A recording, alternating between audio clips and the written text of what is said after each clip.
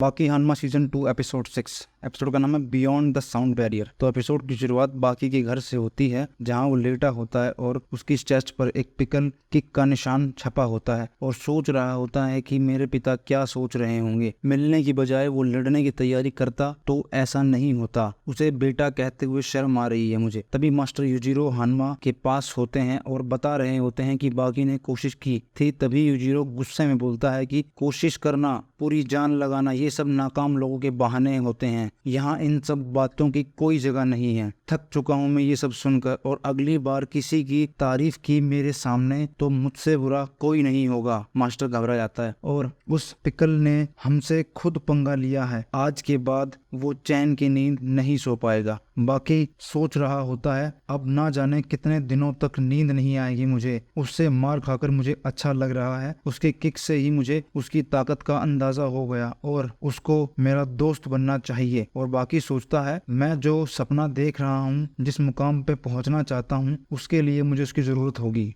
तो रेत्सु कात्सुमी को बता रहा होता है कि वो इसी पंच से घायल हुआ था। तुम्हारे इस मुंह ने मुझे हैरान कर दिया था, और पावर कैसे हमारे पैर से मुक्के तक आती है। और जब तुमने ये पंच हानामा के खिलाफ यूज किया था तो उसे देखकर तो मैं भी घबरा गया था। और सच तो ये है कि मैंने भी ये मूव सिर्फ प्रैक्टिस किया है और कभी यूज नहीं किया। मैंने हर लड़ाई मार्शल आर्ट से जीती है और उस लड़ाई से मुझे पता चला हम दोनों की ताकत एक जैसी है। जहाँ तक मुझे पता है कुंग फू की हिस्ट्री में एक ही आदमी इस मूव को सीख पाया है। मैं चाहता हूँ तुम भी इसे सीखो और अपनी स्पीड बढ़ाओ और इस मूव से तुम उसे हरा दो। और डॉक्टर रिंग में क्लोरोफॉर्म डाल देता है, काफी पावरफुल वाला, और पिकल को किसी तरह उसमें डाल देते हैं और वो वहां जाते ही सो जाता है। डॉक्टर बताता है कि शुक्र है पिकल खुद ही वापस आ गया। इसका मिलना किसी चमत्कार से कम नहीं है और मैं इसे दोबारा खोना नहीं चाहता हूँ। तभी ऑफिसर बोलता है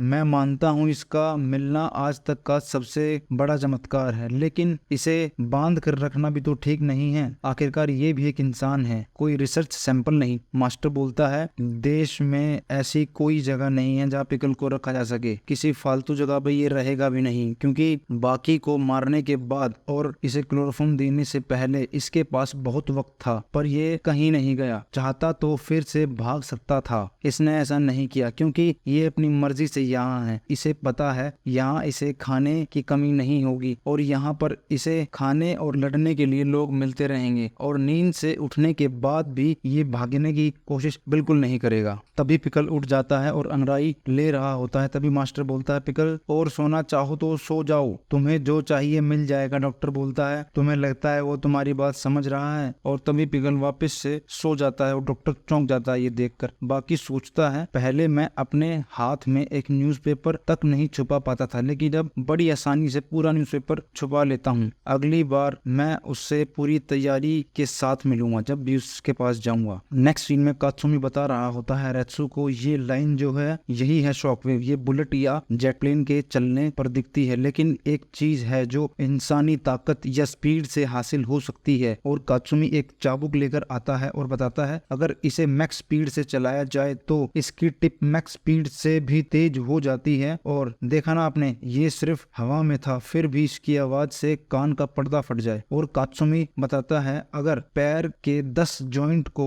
यूज कर पाए तो मैक्स स्पीड से ज्यादा स्पीड पैदा कर सकते हैं। मतलब हमारे हर जॉइंट को 100 की स्पीड से ट्विस्ट करना होगा, जो कि नामुमकिन लगता है। रेत्सु बोलता है वैसे भी पैरों में कम ही जॉइंट होते हैं। कात्सुमी बोलता है यही तो समझ नहीं आ रहा कि कैसे करें। तभी रेत्सु बोलता है बैकबोन से। कात्सुमी बोलता है हाँ, बैकबोन के 17 जॉइंट्स एक साथ ट्विस्ट कर सकते हैं। पैर और बैकबोन के मिलाकर 27 जॉइंट हुए, जिससे हम मैक्स स्पीड को अचीव कर सकते हैं। तभी कात्सुमी एक जोरदार पंच मारता है हवा में। लेकिन क्या ये काफी रहेगा उसके लिए? क्या हम इससे उसको कोई नुकसान पहुंचा पाएंगे? रेत्सु बोलता है हो सकता है इतनी ताकत काफी ना हो। तभी कात्सुमी अपनी फिंगर पॉइंट बताता है जिससे हम स्पीड बढ़ा सकते हैं और अपने सर के वेट से अपने हाथों में वेट भी ऐड कर सकते हैं। तभी रेत्सु हंसते हुए बोलता है अब समझ आया लोग तुम्हें बचपन में लीथल वेपन क्यों बुलाया करते थे। तो बताते हैं कि कई साल पहले जापान से एक फाइटर चाइना गया था। उसने वहाँ काफी काफी लड़ाइयाँ लड़ी लेकिन उसे कोई नहीं हरा पाया और वो डोपोरोची था। और जापान से आने के बाद उसने एक बच्चे को खरीदा क्योंकि वो काफी अच्छे मूव जानता था। कात्सुमी बोलता है मेरे डैड बहुत स्मार्ट हैं। तुम्हें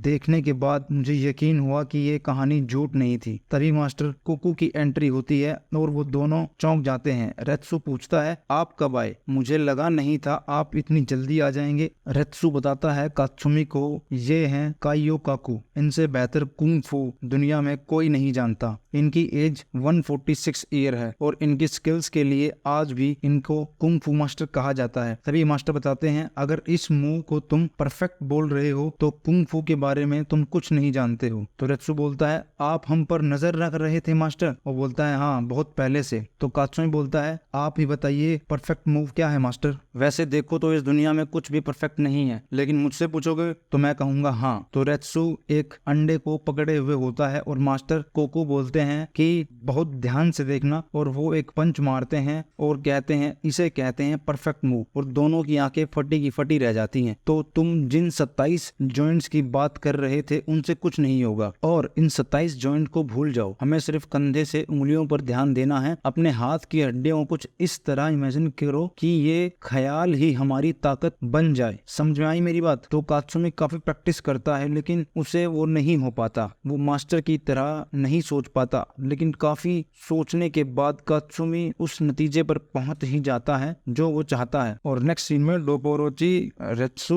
और मास्टर कोको डिनर कर रहे होते हैं। तो डोपो बोलता है आप इतनी दूर से मेरे बेवकूफ बेटे के लिए आए, उसके लिए शुक्रिया। मास्टर बोलता है ऐसा मत कहो, और वो बोलता है कहते हैं तुमने उसे एक ही मुक्के में हरा दिया था। डोपो बोलता है कहने में शर्म आती है पर यही सच है। तो रेत्सु बोलता है लेकिन अब कात्सुमी बहुत बदल गया है। मास्टर बोलता है अगर अब लड़ाई हो तो कौन जीतेगा? डोपो बोलता है कुछ कहा नहीं जा सकता। और मास्टर बोलता है अगर तुम दोनों ये बोल रहे हो तो लड़के में कुछ ना कुछ खास बात है, और उसे जो पंच मैंने सिखाया था वो अब उसे अच्छी तरह सीख गया है और अब वो उस पंच से मुझे भी हरा सकता है। और कात्सुमी को लगता है कि वो अब पूरी तरह तैयार है, उस मूव को अच्छे से सीख चुका है। उस पंच की पावर बढ़ाने के लिए बॉडी के हर कोने को ढीला छोड़ना होगा और तैयार रहना होगा, और हाथ को ना पूरा खोलना है और ना ही पूरा बंद करना है, बिल्कुल न्यू बॉर्न बेबी की तरह। और दिमाग में जॉइंट्स की इमेज कुछ ऐसी होगी जो, और वो कांपने लगता है और सोचता है कि दिमाग को शांत और बॉडी को फोकस रखना है। फिर पूरी ताकत से कात्सुमी पंच मारता है, खिड़कियों के शीशे टूट जाते हैं और पूरी बिल्डिंग हिल जाती है और टेरेडा भागता हुआ आता है और कात्सुमी बताता है देखा तुमने एक मूव से क्या हो गया, लेकिन आपने ऐसा क्या किया जो सब हिल गया? मैंने मास्टर से एक नया मूव सीखा। तो बोलता है इतनी जल्दी सीख भी लिया आपने? और नीचे से और भी लोग भागते हुए आते हैं और कात्सुमी सोचता है कि मैंने इतनी जल्दी ये मूव कैसे सीख लिया, मुझे खुद पर यकीन नहीं हो रहा है। और नेक्स्ट सीन में बाकी और रूमिना नदी के किनारे खड़े होते हैं और रूमिना पूछता है आज तुम किससे लड़ने वाले हो? बाकी बोलता है वो आता ही होगा। तभी वहाँ स्टारडम की एंट्री होती है और रूमिना पूछता है कि क्या तुम इससे लड़ने वाले हो? बाकी बोलता है नहीं नहीं। तो स्टारडम वहाँ आता है और पूछता है कि मुझे तो यहाँ कोई नहीं दिख रहा। तभी बाकी बोलता है कि वो आता ही होगा। तभी वहाँ एक बहुत बड़ी शैडो बन जाती है और यहीं पर एपिसोड खत्म हो जाता है। Thank you so much. Please like, comment and channel को सब्सक्राइब जरूर करें। मिलते हैं अगले एपिसोड में।